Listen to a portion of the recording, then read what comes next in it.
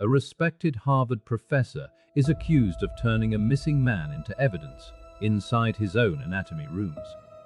The body is gone, but parts of it start appearing where they shouldn't exist. By the end, you'll understand how a single disappearance detonated Harvard's reputation, how investigators built a murder case without a full corpse, and why the trial became a referendum on class, science, and power in Boston.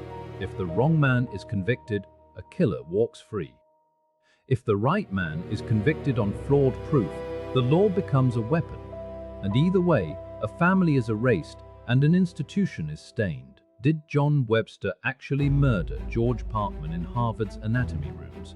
Or was the story built from fear, prejudice, and evidence that could be made to say anything? A man walks into Harvard Medical College in broad daylight. He is well known in Boston. He is careful with money. He is not careful with his safety. He climbs the steps. He passes students. He heads toward a professor's rooms. And then, in the middle of an ordinary day, he vanishes. Within hours, people begin saying his name out loud. Parkman, Dr. George Parkman. He is not a drifter. He is not a stranger. He is a person the city notices when he is late. That night, his family waits. The next day, they worry. The day after that, Boston starts to whisper, because Parkman was last seen going to collect a debt, and the man who owed him was a Harvard professor. If Dr. Parkman walked into that building, why did he never walk out? Boston in 1849 is a city that prides itself on order. It is a place of church bells and ledgers, of gentlemen who keep appointments, of reputations that travel faster than the people who hold them.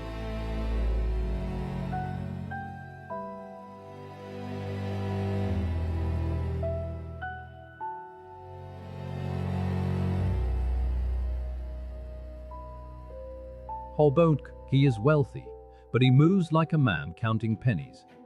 He owns property. He lends money. He expects repayment, on time, in full. Some people respect him. Some people respect him. Some people resent him. A few fear him, because he can be relentless. John White Webster is another kind of Boston man. He is educated. He is prominent. He teaches chemistry at Harvard. He moves in circles where a title can hide a mess. But behind his position, there is pressure.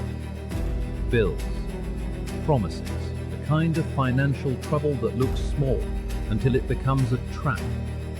Parkman is said to have held Webster's paper, notes, mortgages,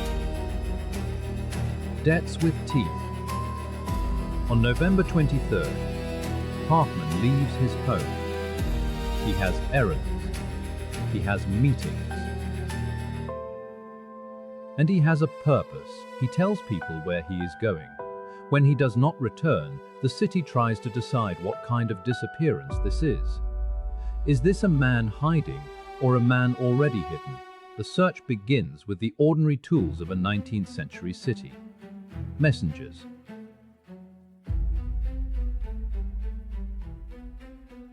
Door knocks. Questions asked in hallways. Where did he go? Who saw him?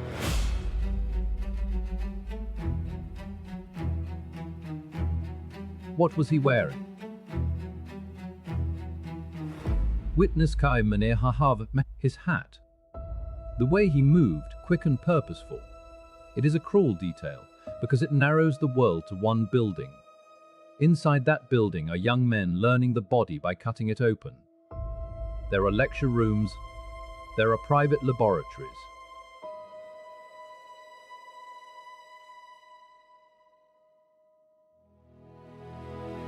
There are locked doors. And there are furnaces. The idea that a man could disappear in a place devoted to human anatomy feels unthinkable. And then, almost immediately, it becomes thinkable. Because the building is full of hiding places and full of people trained to handle flesh without flinching. A rumor forms. Then it hardens. If Parkman is not in the city, maybe he is in the college. But how do you search a place where death is part of the curriculum without accusing the living? And who would dare to accuse Harvard? Parkman vanishes in broad daylight after telling multiple people he's headed to confront someone who owes him money. So why does the trail lead straight into Harvard and not out of it? Stop thinking about motives for a second, because the most damning clue isn't why Parkman disappeared. It's how the building itself starts to talk. Pressure has a sound in Boston. It is the sound of doors opening and shutting, of names carried from house to house. Parkman's family presses the authorities. His friends do the same. Parkman is not a man the city can afford to misplace. Attention turns to motives, because motive is easier to speak about than blood. Parkman was a creditor. He was persistent. He could show up uninvited. He could demand to be seen. Webster, meanwhile, is said to be drowning quietly. A professor's salary does not erase private debts. A famous name does not pay interest. To outsiders, it becomes a simple story. A rich lender, a desperate borrower. But simple stories rarely match the real reasons people do terrible things. Investigators begin to ask, did Parkman confront Webster that day? Did he threaten him? Did he threaten him? Did Webster promise payment and stall for time? And if the two men met behind a closed door, what was said in the minutes before Parkman disappeared? What turns a financial dispute into a murder? Quick recap. Here's what we know so far, and the one detail that still doesn't fit. The first witnesses don't describe a struggle or a scream. They describe a man simply not coming home. If there's no obvious violence, where does a murder begin? In the days after Parkman vanishes, the medical college becomes a character in the story. People imagine its corridors. They picture the lecture benches. They picture the anatomy room, where bodies are studied in pieces. To a public that still views dissection with unease, the building already feels half forbidden. Now add the idea of a missing man. Harvard is an institution with power, but it cannot stop a city from talking, and it cannot stop the police from asking to look around. The question is how far anyone is willing to go. A search of a professor's private spaces is not a small thing. It implies suspicion. It risks scandal. And scandal does not stay neatly contained. Still, the days keep passing. Parkman does not appear. At a certain point, a missing person case becomes something else. It becomes a death you have not yet proven. When the authorities finally step deeper into the medical college, what are they prepared to find? Webster isn't a shadowy stranger. He's a professor with keys, authority, and access to places the public can't enter. What happens when the most secure rooms in the city become the most suspicious? For one moment, the trial isn't about murder at all. It's about whether you can recognize a person from what's left behind. There is a human detail that often breaks a case open. Not a speech, not a confession. A worker. A janitor. Someone who knows the building's rhythms. Someone who notices what is out of place. In Harvard Medical College, there are rooms that smell of chemicals and ash. There are spaces where only a few people hold the keys. And there is a furnace that can destroy evidence as easily as it can destroy trash. When suspicion finds its way into the building, it attaches itself to the places that can swallow things. Investigators begin to look not just at where Parkman might have gone, but at what could have been done to him. A door locked when it should be open, a box moved, a fire tended too carefully. The case starts to lean toward the unthinkable. Not just that Parkman was killed, but that his body was handled with skill. If someone used the tools of medicine to erase a murder, how would anyone ever prove it? Then the investigation hits an impossible problem. Evidence that looks human, but doesn't come with a name. How do you prove whose body it was when the identity is the entire case? Boston's imagination fills the gaps faster than the facts. People picture an argument in a professor's room. They picture a blow struck in anger or in panic. They picture the moment after. A man on the floor, a door closed, footsteps in the hall. What happens next matters as much as the killing, because concealment is where intelligence shows itself. In a medical school, concealment has options. A body can be cut. A body can be cut. A body can be burned. A body can be hidden among specimens. The public reads, but it cannot look away. This is not a murder in an alley. This is a murder, possibly, in a place of learning. And if it happened there, then knowledge itself becomes part of the crime. What kind of person can lecture on science in the morning and commit violence in the afternoon? Quick recap. Here's what we know so far. And the one detail that still doesn't fit. A janitor's routine walk becomes the turning point because something in the building doesn't belong there. But why would anyone hide remains in the one place designed to handle bodies? Now reverse it. Imagine Webster is innocent, then explain why the evidence seems to be waiting for investigators to find it. As the investigation tightens, the story begins to attach to a single name. John White Webster. He is not a stranger pulled from the crowd. He is a professor. He is a man with colleagues, with students, with a family. That makes the suspicion feel both harder and easier. Harder, because people resist believing it. Easier, because everyone knows where he works. Questions collect around him. Was Parkman seen near Webster's rooms? Did anyone hear voices? Did anyone notice Webster acting oddly afterward? And then there is the debt. In many cases, money is the motive that admits itself. It is a reason people understand. But understanding does not equal proof. Webster's position gives him a kind of shield, yet it also gives investigators a map of his movements.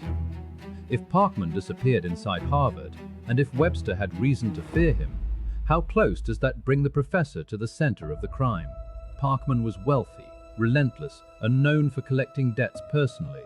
Was this about money, humiliation, or something darker that debt can't explain? The search becomes physical, not just asking, not just guessing. Looking. Men go through rooms. They open doors. They inspect corners. Most people would never inspect. In a medical building, there are cabinets.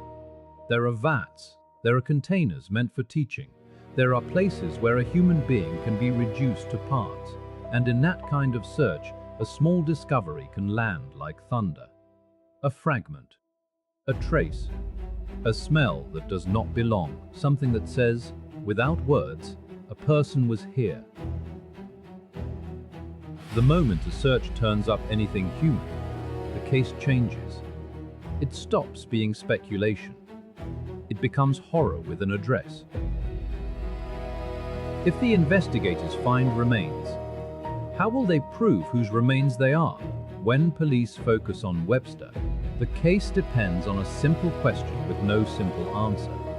What exactly did he do in those rooms that day? And who can honestly say they saw him the entire time? Identification in 1849 is not what it will be later. There is no DNA, no fingerprints in routine use, no databases. Instead, there are the intimate markers people leave behind. A scar, a tooth, a piece of clothing, a peculiar bone. If remains are found, the city will demand certainty, not a guess, not a theory, because the accused will not be just any man. He will be Harvard. He will be education and respectability. And to convict that, The evidence must speak plainly. The grim task becomes this: to take what is found in dark corners and make it stand in the light of a courtroom. How do you make a jury see a man in a handful of fragments? Quick recap. Here's what we know so far, and the one detail that still doesn't fit. The prosecution can't show a full body, so they lean on fragments and certainty. But what if the most confident identification in the case is also the most fragile? Here's the quiet twist. The loudest testimony in this case comes from people who never saw the crime, only its aftermath. So who controls the meaning of what they found? The courtroom, when it comes, will be packed. Boston loves a moral drama. It loves a fall from grace. And it loves a mystery solved in public. But this case is not just a drama. It is a test. It tests whether a powerful institution can be pulled into the same legal system as everyone else. It tests whether science, which can explain so much, can also persuade. Witnesses will be asked to remember tiny details. Times, footsteps, statements made in passing. And the defense will do what defenses do. It will suggest alternative paths, alternative suspects, alternative explanations. All of it will orbit one question. Did Webster kill Parkman? But a murder trial is not only about what happened. It is also about what can be proven. When you cannot show a whole body, can you still prove a whole crime? Webster's defenses aren't just legal. They're social, education, status, and the presumption that a professor doesn't do this. So why do some people decide he's guilty before the first witness even speaks? The case also turns on character. Parkman is painted as a man who pressed too hard, a man who might have made enemies. Webster is painted as a man of learning brought low by financial strain. In the public mind, these portraits matter. They help people choose sides before the evidence is finished speaking. But juries are asked to do something different. They are asked to hold emotion back. They are asked to listen, and in this case, listening means hearing about rooms most people have never entered, instruments most people have never seen, processes most people do not want to imagine. The details are clinical. The implications are not. If the prosecution builds its story on anatomy and ash, will the jury accept that science can testify as clearly as a human witness? Then comes the moment that changes public opinion overnight. A personal item is said to match Parkman. But if it's a mistake, or a plant, who benefits from that certainty? Forget Harvard's prestige for a beat, because in the end, the jury has to decide whether the law can convict a man on pieces and persuasion. Outside the courtroom, Boston reacts like a city watching itself in a mirror. If a Harvard professor can be accused of murder, what does that say about the safety of reputation? If a man can vanish inside a place of education, what does that say about the safety of public spaces? People talk in churches, in shops, in private parlors. They talk about debt. They talk about debt.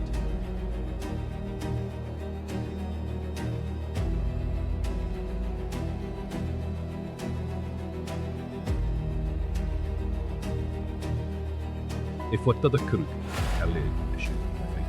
they talk about the poor man's body and the rich man's fear. Because there is another shadow in this story. In the 19th century, bodies are not easy to obtain legally for dissection. The demand for cadavers creates its own dark economy. The public already suspects medical schools of secrecy. Now the public is being asked to believe that secrecy may have been used to hide a murder. If people already distrust what happens behind the doors of anatomy, does that make the truth easier to accept or easier to distort? Quick recap, here's what we know so far, and the one detail that still doesn't fit. In court, science is supposed to clarify the truth, not replace it. So why do the expert conclusions sound more like arguments than answers? As testimony unfolds, the narrative becomes a chain. Parkman's last movements, Webster's opportunity. The physical discoveries inside the building. Each link matters. Because if even one link fails, the whole chain can be called imagination. The defense will look for gaps. It will ask why a witness remembered one thing and forgot another. It will ask how investigators handled what they found. It will ask whether the remains could belong to someone else. This is where the horror of the case meets the strictness of law. A murder can feel obvious to a crowd and still be unprovable in court. And yet, crowds have a way of pushing. If the city is already convinced, can the trial still be fair? The timeline narrows to hours, then minutes, then a single locked door. But if the door was locked, how does that prove who was inside and who wasn't? And right when you think the story has only two men in it, a third force takes over, the public, and it starts demanding a verdict before the judge does. The stakes for Harvard are immense. If Webster is guilty, the institution becomes associated with the crime. If he is innocent, then the institution becomes associated with a terrible accusation. Either way, something breaks. The case forces people to ask what status is worth. Does education make a man better? Or does it simply give him better tools? The idea is unsettling because it removes a comforting boundary. It suggests that refinement and violence can share the same hands. In the end, this is not only about Webster and Parkman. It is about how society decides whom to trust. If the evidence points upward, will the law follow it without flinching? The case rests on what could happen in an anatomy lab: cutting, burning, dissolving, disposing. But if those methods are common tools of the profession, how do you separate medicine from murder? A verdict, when it comes, does not end the questions. It rarely does. If the jury convicts, people will say justice was done. Others will say a man was destroyed by rumor and class hatred. If the jury acquits, people will say Harvard protected its own. Others will say the law resisted a mob. In either outcome, the trial becomes a landmark. It shows what 19th century justice can do with scientific testimony. It shows how a city behaves when horror crawls into its most respectable rooms, and it leaves behind a lingering uncertainty. Because even if the court decides, the mind still returns to that first moment. A man climbing Harvard steps. A man going to collect what he is owed. A man who does not come back. If a place devoted to knowledge can become the scene of a perfect disappearance, what else might it be hiding? In the years after, the Parkman-Webster case is told and retold. Sometimes as a cautionary tale about death. Sometimes as a warning about crime. Sometimes as a story about science without conscience. But beneath the retellings is the same hard fascination. It is the collision of two Bostons. The Boston that lends money and expects repayment. And the Boston that teaches young men to cut into the human body in the name of progress. For a moment, those worlds occupied the same rooms, and one man did not leave alive. Even now, the case raises a final thought that will not sit still. If Parkman had not gone to Harvard that day, if he had turned down another street, if he had delayed by 10 minutes, would he have lived? Or was the outcome already set the moment? A desperate man saw no way out.